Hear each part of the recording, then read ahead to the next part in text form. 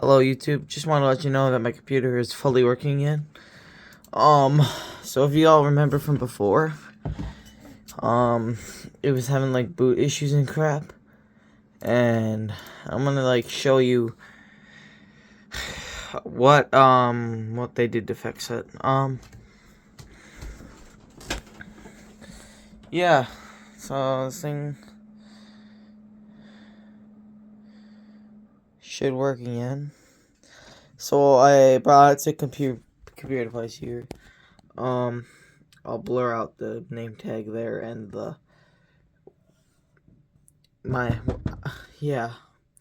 So it's around my area. I live in the Midwest area. I'm not gonna specifically say where because obviously I don't want people knowing, but I'll blur out the name here because that's actually my dad's name on there, so I don't want people knowing that. But if you guys remember, a few months, like not a few months ago, about a month ago, I posted a video which I quickly took down because I brought this to the repair place about 3 weeks ago. It would try to boot up, but it would just freeze. Like as soon as it gets to the little animation circle here, it would just freeze. And honestly, for a long time, I kept thinking it was my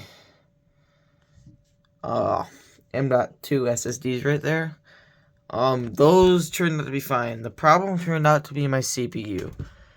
They had test CPUs they used, and they said that it took no time for their test CPU to work. But when they put my old one back in, it took like 5 minutes. So they knew right then and there that was the problem, and they replaced it. I also replaced the motherboard because the motherboard there was like broken traces on it somewhere, and that could have caused issues as well. So ignore that. That's my cat.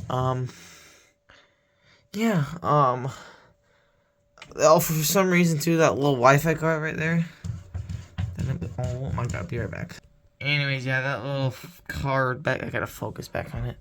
That card right there wasn't on my other motherboard. And they took this one out, but I put it back in because it's a lot faster than the one that comes with the motherboard. This is a Wi-Fi 6E card, and that cable right there is for Bluetooth. It plugs into that header right there that I'm zoomed in on.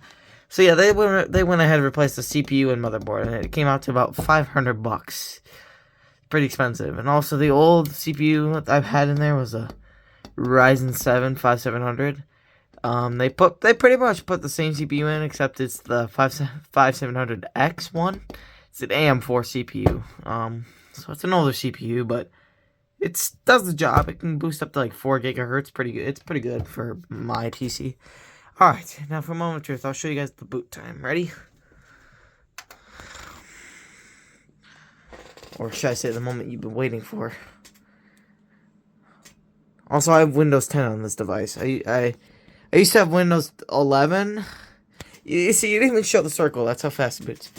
I used to have Windows 11, but I downgraded because I cannot stand Windows 11.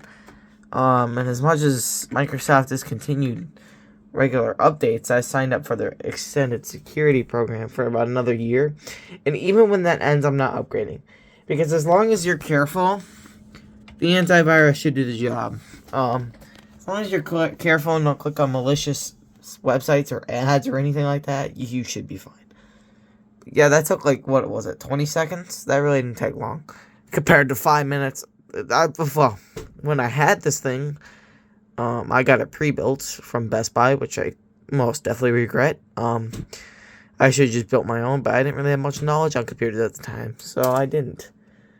And, yeah. She works like brand new again. And, yeah.